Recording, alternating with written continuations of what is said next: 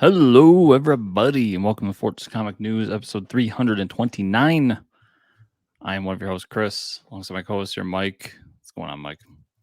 Nothing, man. Just chilling. Bought some more storage for comics. I bought a physical comic out in the wild Oh man, it this begins, weekend. everybody. It begins. Justice Society #5, just for that awesome cover with Jay Garrick on the front. All the Justice Society members. Let me hold It was a great cover. It's a great cover. And the comic shop owner told me I needed to flip to the last page. I haven't read the story yet, but I did flip to like the last couple pages. So I saw like the Justice Society all assembled and sitting there. So that was pretty neat. Pretty cool. Other than that, I really haven't read a lot of comics, but what's going on with you? I read enough for the both of us, apparently. Nice. Perfect. That always seems to happen. One of us does the reading one of the weeks. Not much. It's been a long week. Yeah. We talked about last week, but Cat had surgery. All went well. Yeah. Good. He's back to normal. But so I've been. I'll apologize ahead of time. If he like goes nuts in the background, he is stir crazy right now. Yeah, I can imagine. But yeah, he's doing good. We've been chilling, playing video games, reading comics together, just hanging out. Nice. Little Greedo. We have a slew of interviews today. We're gonna have the Cthulhu crew here. Invades Wonderland. Or Neverland. Neverland. Yeah, no, we're on the third installment from the Cthulhu Invades, so we'll have a bunch of creators on today about that. Yeah, the Ringo nominated anthology series. Yes. From the bum himself, Travis Gibb. Yeah, he wasn't nominated. The anthology series. It's everybody else did such a good job that it made up for his work. That's what happened. Yeah. Love you, Travis. And then we got a little surprise in the mail from Boom Studios. So we're going to be kind enough to talk about it. A Vicious Circle, third installment's coming out. They sent us this nice little press kit. I got this candle here, this Vicious Circle candle, and it smells like, this is what they describe the smell as. The scent-changing candle begins in 1950s New Orleans. So immediately I thought it smelled like piss, and then ends in the Cretaceous era. I can't act like I know what Cretaceous means, but the smell to me, Chris, because I know you got one as well, smells like waffles, like in syrup. It smells really good. It's like a maple bourbon. See, I thought mine was like a vanilla cake, and I was like, I didn't know dinosaurs smelled like vanilla cake. And I was like, it's got Cretaceous era, or like, I don't know. Who knows? But either way, it's a cool little candle, cool little thing. And then the books are, I didn't know they were doing like magazine size format, dude. These are like heavy duty books. If anybody's reading Black Label from DC, this is the style. And just look at this art, like friggin' pops. Like, look at that. Amazing stuff. Dude. I can't wait for you to read it too, because like when they time travel, some of the art style changes. Yeah. I'm excited for it. Mattson Tomlin, Lee Bermejo.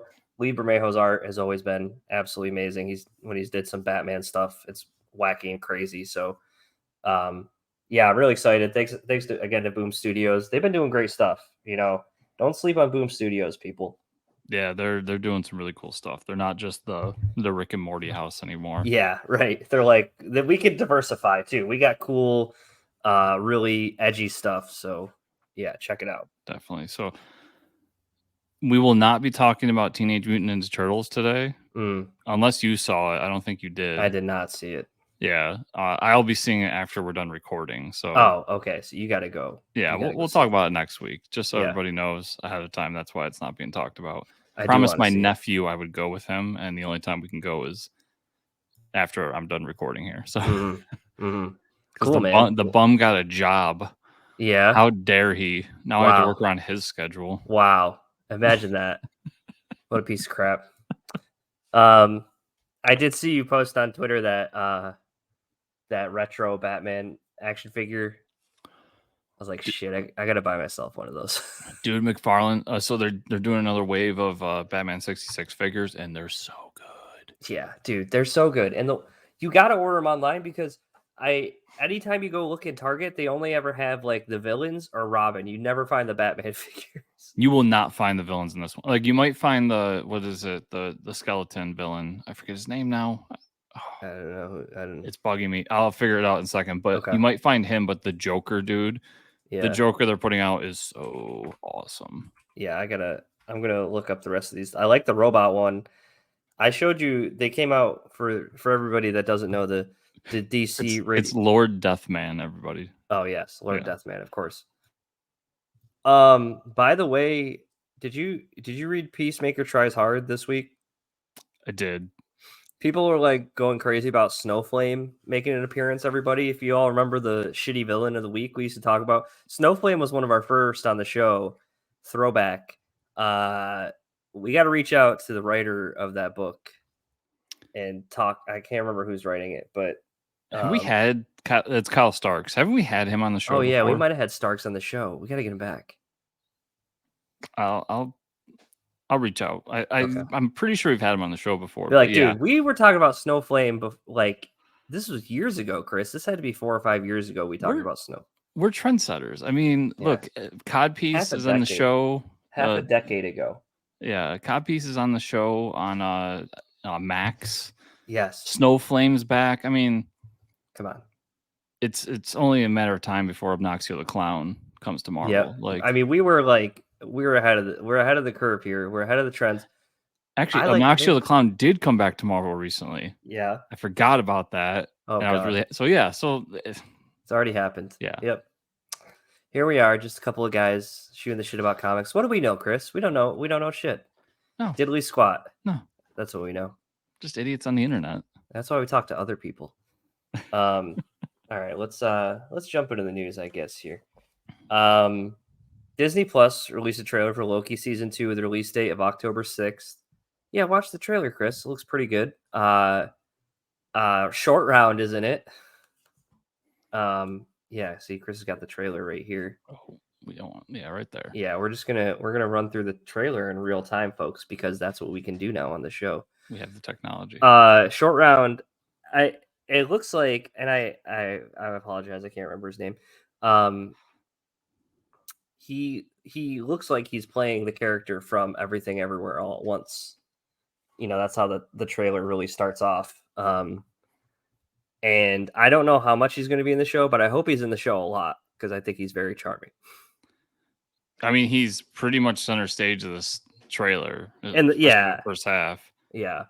But I don't want the first half of the show. I don't want the first 5 minutes of the show to be like, okay, they talk to this guy about what's happening, and then we never see him again. We do see Kang show up. So I was like, I mean, centered around Kang. Yeah, this was shot a while ago, so that right. Jonathan Majors is going to be in this. Yeah, but I wonder if there's any edits on how it's going to affect anything moving forward. This seems to be a little bit of its own isolated thing right now. I don't know. I mean, they're traveling through time, right? So they could say that they're affecting the timeline of stuff. Well, did you watch season 1? Mm-hmm. Okay, yeah. So like season 1 sets up the whole Kang thing. Yeah, right. So of course, season 2 is going to delve deeper into it with everything going on. I think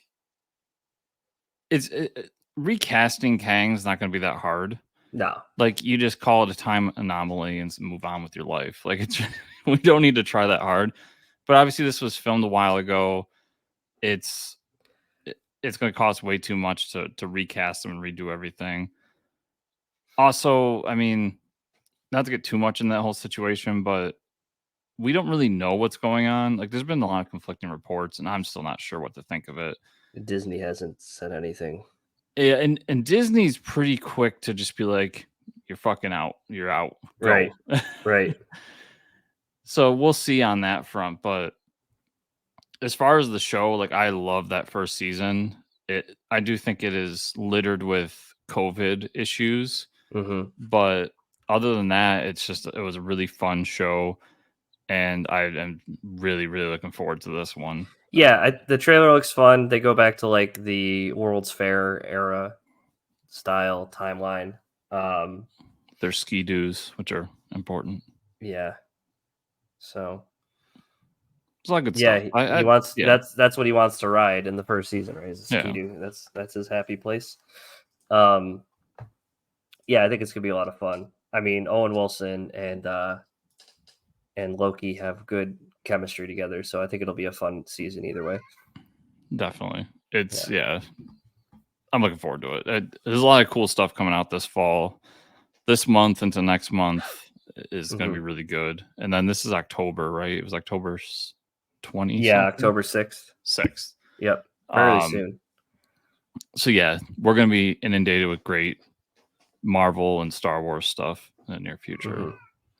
Greedo agrees. Disney Plus released a trailer for I Am Groot Season 2. The series of short animated stories featuring Baby Groot. It'll come to streaming service September 6th. Reminds me, I have to watch the first set. So now I'm going to have 2 sets to watch back to back of this, which will be fine for me. Yeah, dude, it'll take you an afternoon to go through both. They're like a couple minutes long at best. Oh, okay. They're that short. Okay. Yeah, they're fun. They're cute. They're, quick. I recommend them just because it's just fun little moments. You don't have to think too deeply about them. They're great. And I got Greedo over here. Come here, Greedo, it'll be all right. You're missing part of your tail now, buddy. You're okay. Hey, you want to see? Look at his rat tail. Oh no, his little rat tail, everybody. That's because it's all shaved. Those of you not watching video, you should at least go to YouTube and check it out because we've upped the quality on what we're doing over here. We don't do anything for the audio, so the people listening to audio probably haven't heard any changes happening in the last few years, but now we're pretty good with the video quality here, so pretty proud of that. Yeah. Chris has done a lot of work to get us nice and crisp. So now I can show Greedo off to everybody. It's all right, Greedo. Greedo is now the 3rd podcaster on the show. Yeah, he's been great this week. I mean, I know we're talking about news here, but that's all right. This is news. The second day, so Monday we had the surgery. Tuesday, he is running around like nothing happened. Wow. I mean, it was great. I was very impressed with him this week. That's awesome. Go Greedo. I would be bedridden for like 3-4 days complaining. Yeah, I'd be crying and telling everybody to bring me more soup. Yeah, more chicken soup. Yeah, you gotta milk that shit, But definitely. But he just wants to go outside and murder small animals. He just wants to go kill more small rodents. That's fine. Movie news: DC Studios head James Gunn came out on social media this week and said that the animated movies that are part of the new DC Cinematic Entertainment universe will be released theatrically. That's pretty cool, I think. I would like to go see some animated movies at the theater. Yeah, I gotta think the last animated DC movie in the theaters was Mask of the Phantasm. I want to say there was that Japanese Batman film that might have made it to theaters, but I'm not entirely sure. Yeah, I got no clue. That crazy 3D one where they turned into fortresses. No, that was straight to DVD. Was it? Okay. Yeah, I remember that one. Okay, so I could be wrong. There could be something in between there, but here's the thing, though. We love those DC animated movies. They're a lot of fun. They're quality written and everything. That ain't gonna slide in the theaters, dude. They really got to up their game, right? Especially dude, Spider-Man Beyond the Spider-Verse or whatever they're calling them. Yeah. That's the quality you need. I'm not saying it's gotta be that crazy and much of a spectacle, but you I'm gotta it's gotta look good. Yeah. So that might mean we get some better looking DC animated movies, which would be great because that's my one complaint about their movies is I'm not a fan of the style. Yeah. Some of the animation is kind of this needs a little work. I know it's not, and I know people work hard on it. So I don't mean this as the slight that it sounds, but they look cheap. Yeah. Right. And they're not terrible, but I mean, they could definitely up the quality on those, and they could be way better. I agree. There's a new release about the Fantastic Four movie, which is interesting, that says Sue Storm will be the lead of the story, and that Disney has found their Sue Storm, but can't announce it because of the strikes in Hollywood. The report says that Vanessa Kirby will play Sue Storm. Okay, thanks for pulling up Vanessa Kirby. Oh, I've seen her. She's in that new Mission Impossible. Yeah, Dead Reckoning. Okay. I feel like I've seen her somewhere else. Have you seen her in Mission Impossible Fallout? Yes. Yep. She played the White Widow. That's what I just saw her. Yeah, she plays like this arms dealer in Mission Impossible. She's good in that. I think that's all I've ever seen her in. I've Yeah, never seen anything she's in. I think she's probably been in a lot of British stuff because she's British, so that's probably why. Maybe did I see Jupiter Ascending? What's I did not see Jupiter Ascending. I did see Jupiter Ascending. This movie's awful, everybody. Yeah, don't go see Jupiter Ascending. That was the one that looked really cool, and it ended up being hot garbage. Yeah, because it's one of the Wachowski or not Wachowski. What's the Matrix siblings? The brothers. I thought it was Wachowski Well, brothers. are they sisters? And there's a sister. There's two brothers and a sister, I believe. Well, I think either way, it was a trash. This stuff's so confusing, and I hate it. Not to go against anybody's like personal identity or anything. That's not what I mean here. But I'm pretty sure one of them transitioned, and that's the one that made this movie. Because this movie's all about like learning who you are inside and all that stuff. Okay. Unfortunately, it just didn't land. And then the second one also transitioned. So now they're the sisters. Oh, okay. I could be wrong here, but I didn't know that story because when I heard the sister, then I thought there's 3 siblings. So that would make more sense. Okay. Either way, it was a bad movie. Yeah, either way, it's just a hot garbage of a movie. So I have seen one thing she's in. I've seen her in one thing at least, and she was good. She's British, so we'll see how her American accent goes. Oh, here you go, Mike. Fast and Furious, Hobbs and Shaw. Yeah, she was in Hobbs and Shaw. Okay. Yeah. All right. Two movies. I've seen her in 2 movies. She looks like she could be a Sue Storm. She's got the look. I mean, she's got the look. You basically just need a good-looking blonde woman to right. The look. Yeah.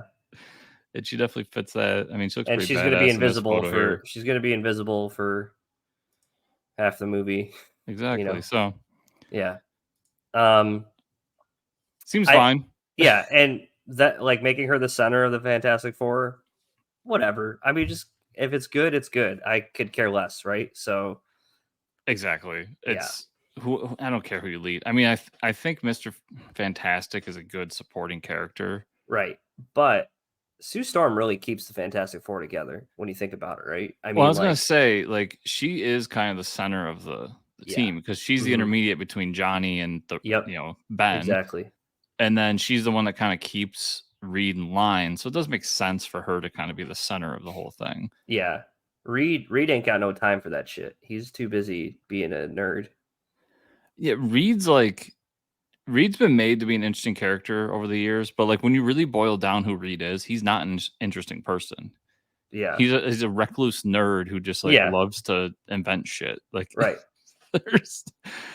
So it would be kind of interesting to just have him in the corner for the first movie and just being that.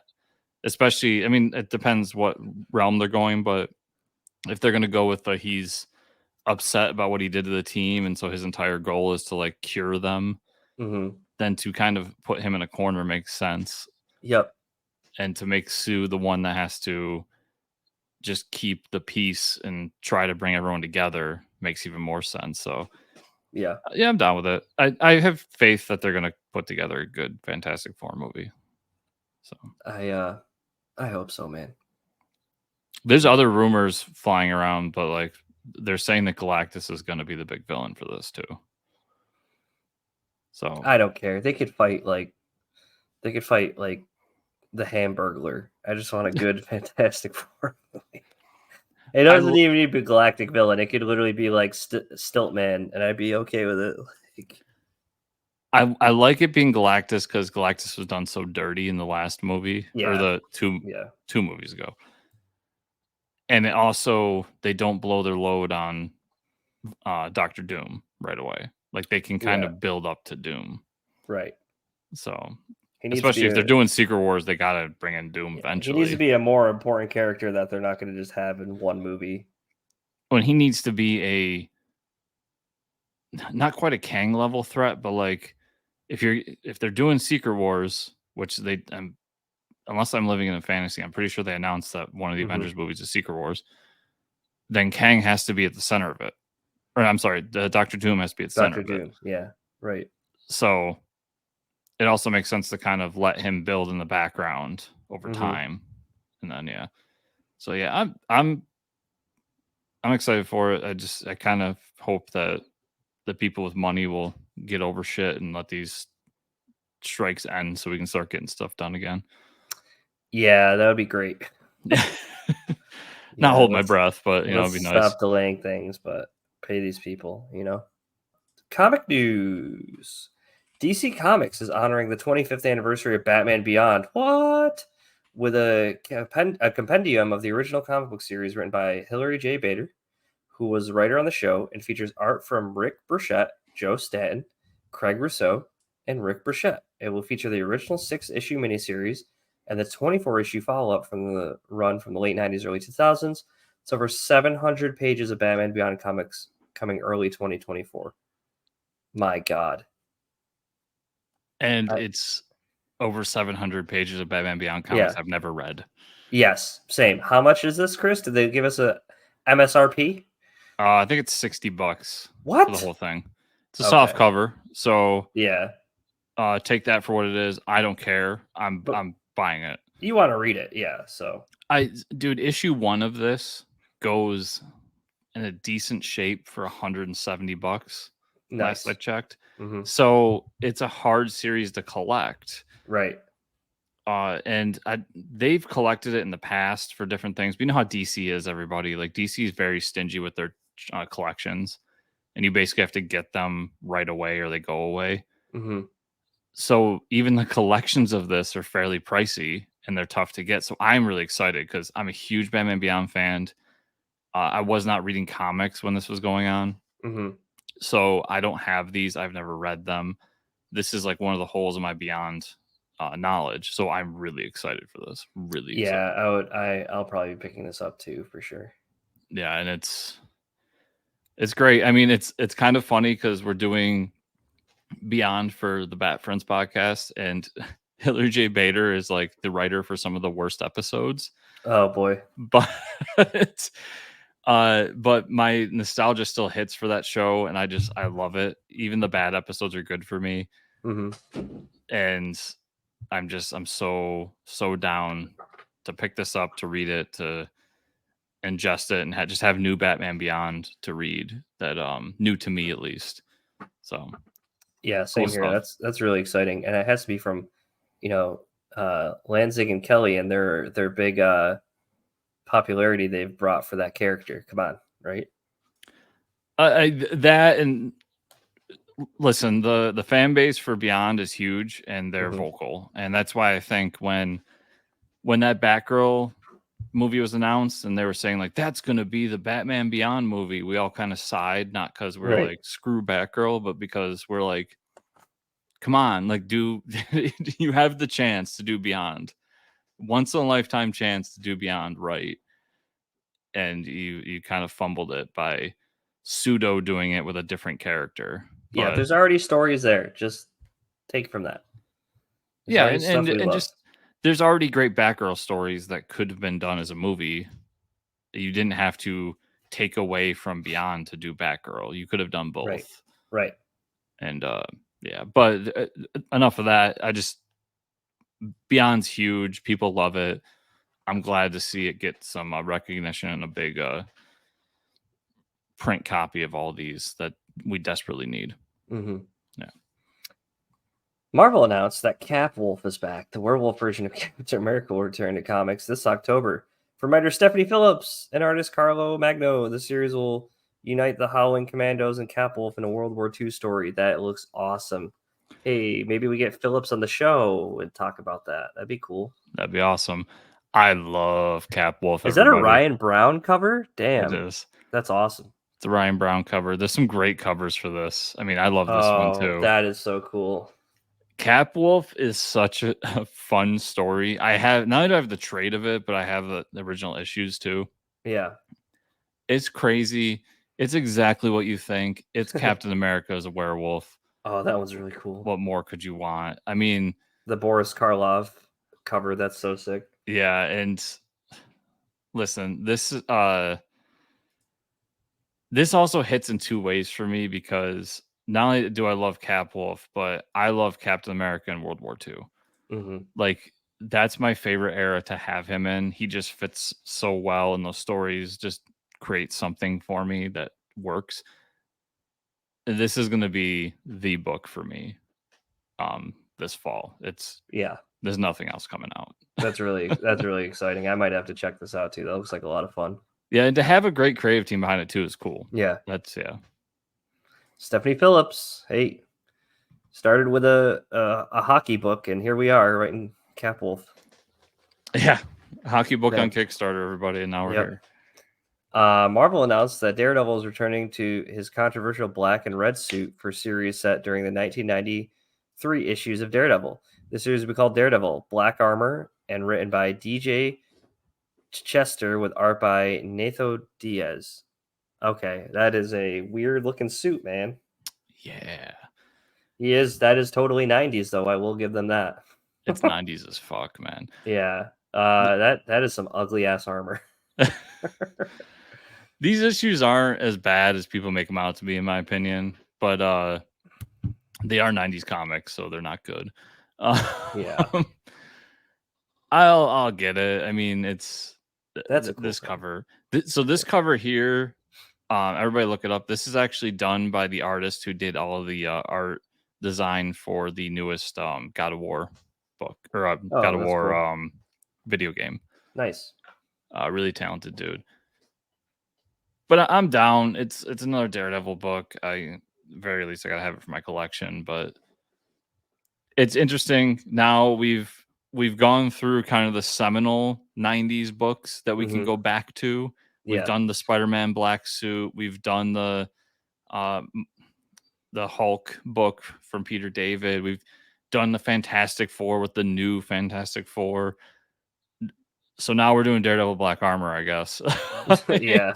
Like, what else we got back here? Oh, yeah, there's this thing. We could do that, I guess. So it'll be interesting to see what else they do. It's going to be fun. But I'm down to check this out. They're like, maybe this is how we should have done in the 90s. Slowly introduce these changes one at a time and see how they land. No, let's just do it all at once. This is comics, Mike. We don't do anything slow. Yeah. This is cool. Dark Horse announced a new comic series coming from the great and powerful all-writing writer Cullen Bunn and artist Brian Hutt. It's a cool cover.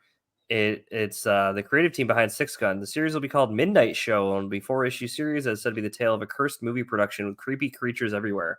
Speaking of Boris Karloff, that looks like a total old school like monster movie cover, and so does the title. Almost reminds me of like like Tales from the Crypt or something like that. So yeah, this looks really cool.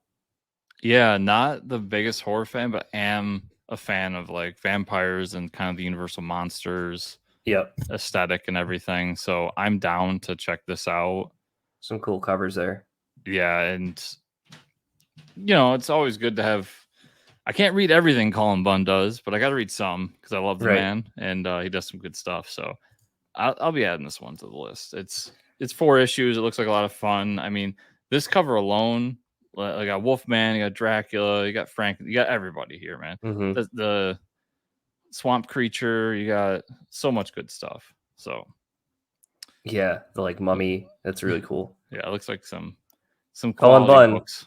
Cullen Bunn's still doing cool stuff. Still has time to talk to us from time to time. So to go back to our interview, Cullen Bunn did a story for Cthulhu Invades Neverland. Yes, he did. Yeah. So the dude's hard at work. Yeah. I guess we'll talk about what we read this week, Chris. What'd you read, Mike? I read one book. Oh, is it JSA number 5? No, it was actually Night Terror's Joker number 2. That was a great issue. Yeah, it was a great issue. Rosenberg, Raphael. Chris convinced me to read the Night Terror's Joker, which I ended up loving. And this issue was like, it's just more hijinks ensue of him being Batman, and he has a family, hiring more villains at Wayne Enterprises. It's a very graphic issue. And I thought, I was like, maybe this should be labeled Black Label. No, it's not. It's fairly graphic just on its own. And it's like him and all the Batman rogues gallery like waking up from their nightmare at the end of it. So they're all in it together. It was a great story. 2 issues. These things are fun, man. 2 issues in and out. A lot of fun. Yeah, so I'll stick with Night Terrors for a second because I caught up on everything. I read Night Terrors number 2. It was really good. you talked about a lot last week, but Yep. Night Terror's fantastic. And then there's Night Terror's Joker number 2 was awesome. Night Terror's Batman number 2 was really cool too. It definitely comes full circle and brings Batman back to the real world, but they don't quite explain how. Mm.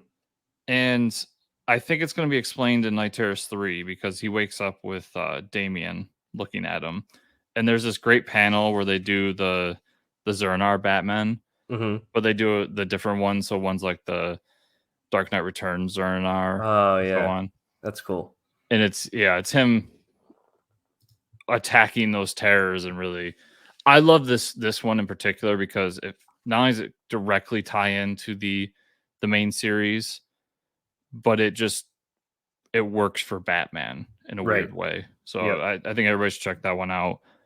And then Night Terror's Angel Breaker, which I picked up because I was told everybody said like this is the best Night Terrors book. I love this one.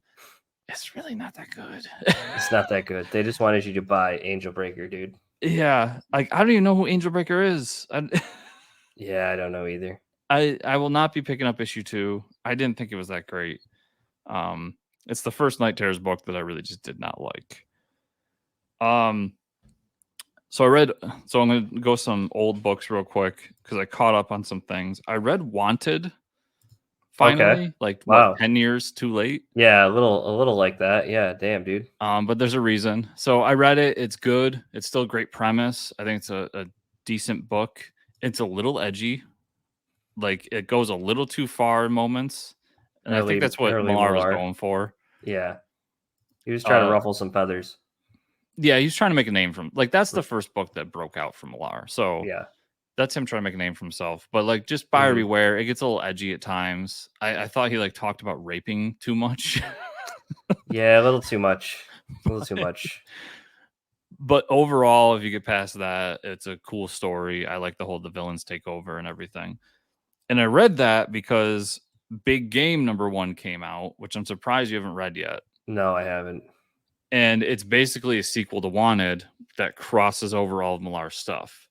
Okay. So we get the criminal empire and Wesley at the head of it now.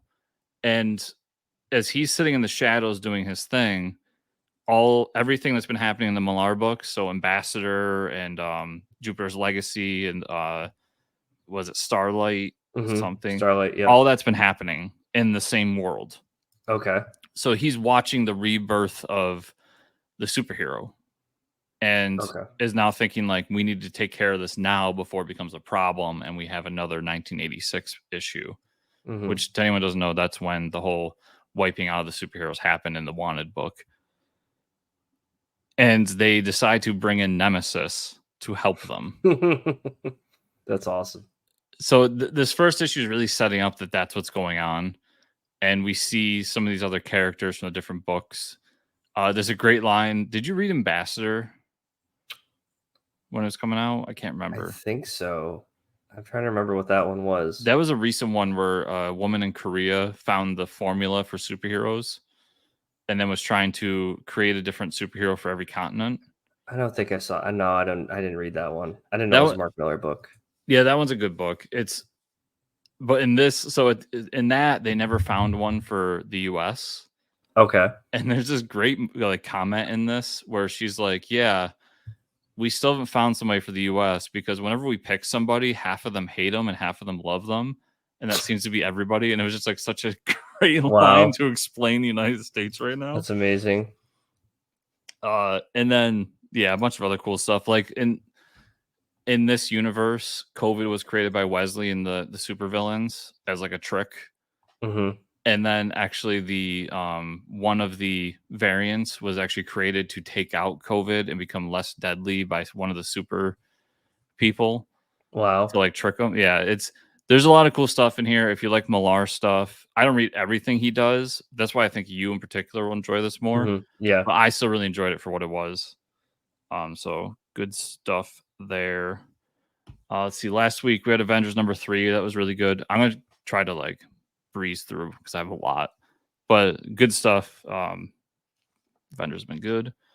New 007 has been stellar. I've been reading 007 at Dynamite for a while, and this is the one Philip Kennedy Johnson's doing, and just good classic 007 action if you're a fan. Speaking of Stephanie Phillips, Cosmic Ghost Rider #5, Nice. kind of a weak ending. I'm not gonna lie. The whole thing like led to this moment where we just created a new female Cosmic Ghost Rider. To which I asked, did we need another Cosmic Ghost Rider? I don't even care that it's female. I'm just like, did we need another Cosmic Ghost Rider? No, probably not. That's my only thing here. I don't think Cosmic Ghost Rider's been around long enough to have another one. No, this is only his like third book. Yeah. I thought that was weak sauce, Mike. But Weak the sauce. series as a whole is good. That's it's just good. like the last half of the last issue that you're kind of like, Daredevil Echo #3, really enjoyed. If you're a Daredevil fan, it does a lot of cool stuff with history and surrounds itself with his history with the Catholic Church and like basically this old Catholic Church trying to summon a demon. So fun stuff there, Mike. Yeah, that's always a good time. It's fun Friday night. All right, now into this week's stuff. JSA #5. I won't spoil for you. We'll talk about more next week, but good issue. Appreciate that. Okay. And there's a really cool moment in this one, so I think everybody should. The last couple issues are spoiled for me, so I was pretty excited about those. Conan the Barbarian #1 from Titan. It's a Conan book.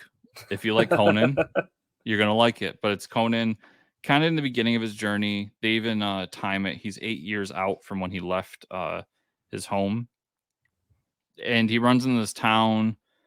He's working with these mercenaries. He decides to quit, and that's when all hell breaks loose. And some sorcerer, wizard, something unleashed a necromance spell, and he has to fight zombies. So Conan fighting zombies. Good stuff. That's pretty fun. Yeah. I'm sure you're glad that happened in that issue. I was, and it wasn't like I still enjoy zombie stuff. I like when it pops up here and there. But like I said, it's Jim Zub doing it. Jim Zub's been doing Conan books for a long time, and I'm kind of new to Conan. And I feel like from what I've read of past stuff, like it's not reinventing the wheel. It's just big old Conan cutting people's heads off. That's all you need. Have a good time. Star Wars Dark Droids #1. I love this book, Mike.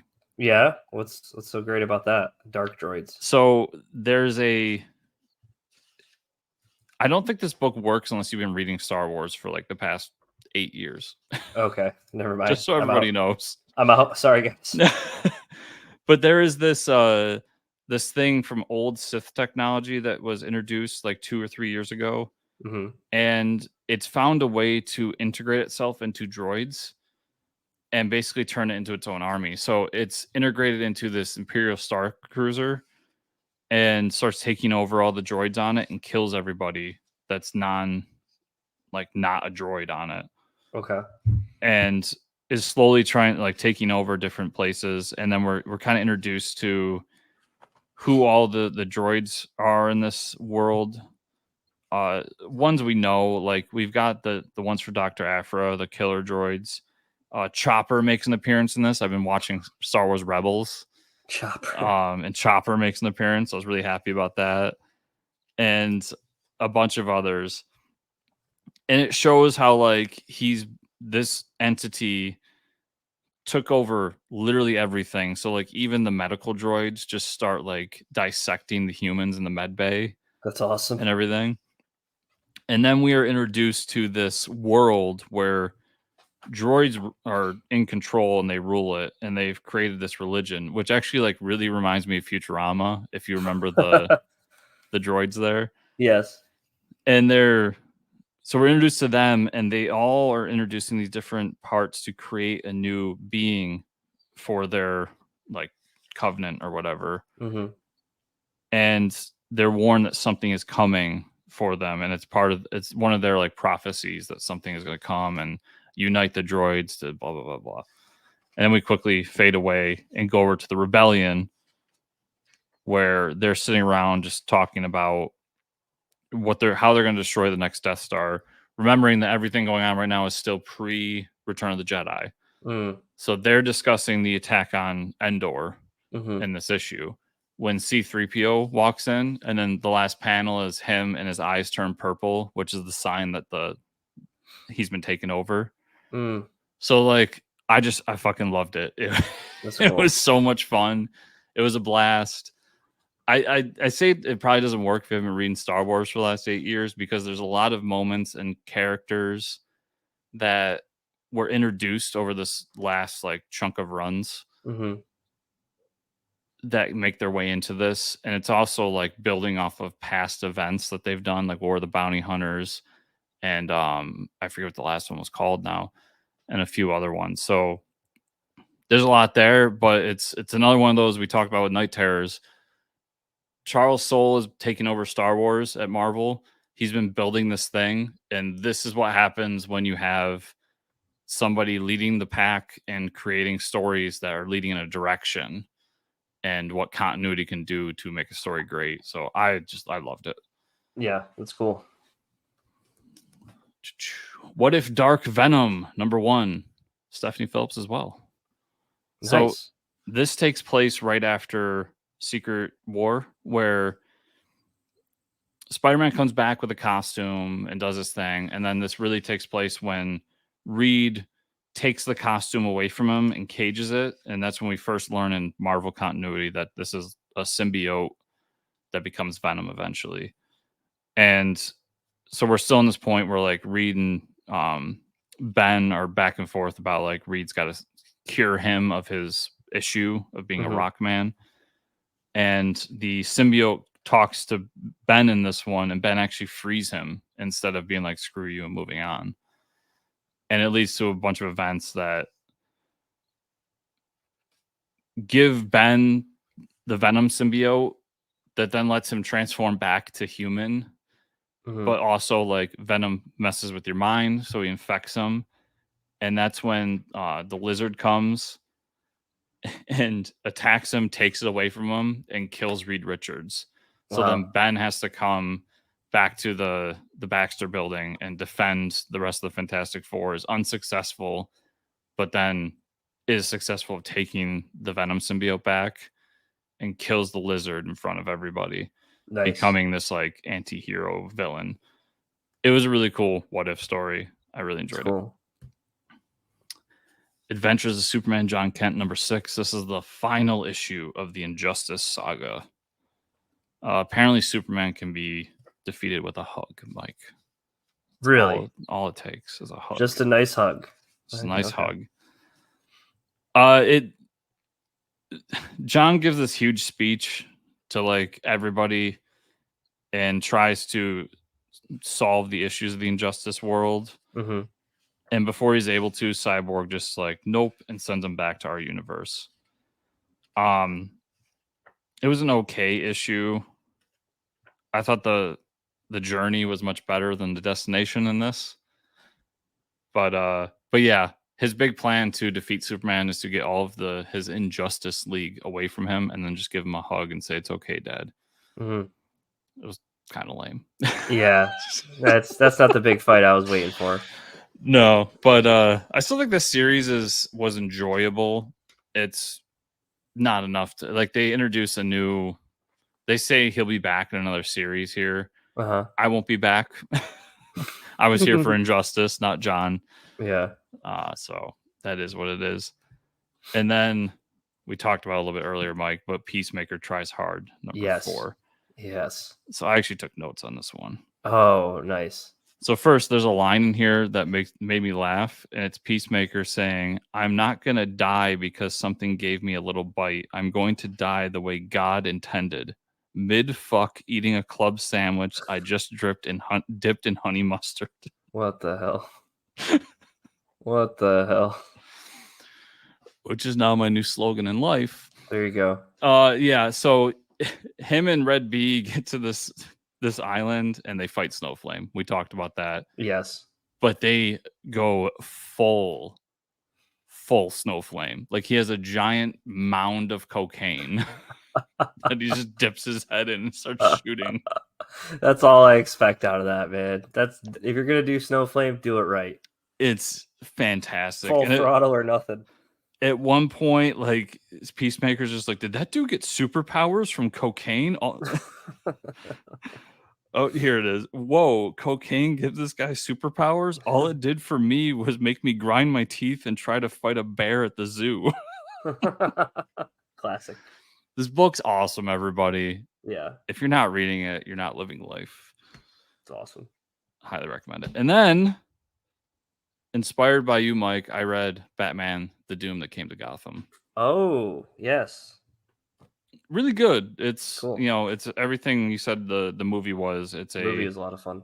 Cthulhu-esque Batman story set in the 20s with a lot of interesting twists on the villains and heroes we know. Mm-hmm. It reads like you can tell. Was it Richard Pace doing the art? Mm-hmm. And I'm not a big. Oh no, Troy Nixie doing the art. Mignola and Richard Pace wrote it. I'm not a big Hellboy fan because I haven't read any Hellboy, to be fair. But from everything I've seen, the art reminds me of when I have flipped through Hellboy books. So I'm assuming that Troy's a Hellboy artist. It just everything about it, from the covers to the issues themselves, just screams Hellboy. It just makes sense. But yeah, it's definitely worth checking out, and I do definitely recommend it. Awesome. And I picked this up at a Barnes and Noble, Mike. What? Isn't that crazy? My Barnes and Noble has a great trade section. I don't know who orders for it, but there's a lot of good trades at mine. So I didn't tell this story at the top. I'll tell it now because we have a little bit of time. I had to wait after Greedo's surgery. Mm-hmm. So where he had a surgery was an hour away from where I live. Okay. I got out of work and I just started driving there. Yeah. And they called me when I was almost there and were like, hey, can you wait till this time? So I had to kill like 45 minutes. Mm-hmm. I'm like, sure, I'll find something to do. And I just drove by a Barnes & Noble. I haven't seen a Barnes & Noble in 6 years, 7 years. Right. So fuck it. I went in. You go in. And left with way too many books. So I got that. I picked up the first volume of Nottingham because I've been meaning to pick that up. Awesome. I picked up the first book in the Expanse book series because I've been wanting to read those. Mm-hmm. Not a comic, but still. And I picked up the first volume of the Black edition of, oh my God, what was that manga called? Death Note. Death Note? Oh, okay, cool. I've been told it's really good. I've never read it. So, and what's cool about that is like you know how like some books have the gold trim on the edge of the book? Mm-hmm. The trim on this is black. So the cover's black, cool. The trim's black, the whole thing's, That's cool. Hence the Black edition. But yeah, so this is a Barnes & Noble book. It was interesting, wild experience in 2023 to go to a Barnes & Noble. And find Nottingham on the shelves. That was one thing. Yeah, I'm like, dude, there's Mad Cave books here. Like, Barnes & Noble's doing good shit with the graphic novels, so check it out. Their graphic novel manga section is top notch. Yeah, they're not just getting Marvel and DC stuff anymore. Yeah, so Mike, that is everything I read this week. So where can people find you on the internet? You can find me at Fortress Ricker on Twitter, right at that little @ below. Where can they find you and or the show? Well, you can find me at Fortress Chris on pretty much everything. I just got a Blue Sky account, Mike. What? So I'm on that now. I don't even know what the hell that is. Threads, Hive, X, whatever you want, I'm there. So check that all out. And you can find the show at Fortress Comics _ on X. Also fortresscomicnews.com.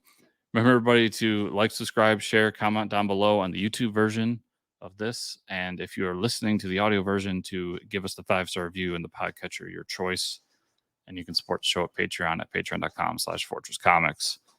Thank you all so much for watching and or listening this week. And I'll see you all here next week.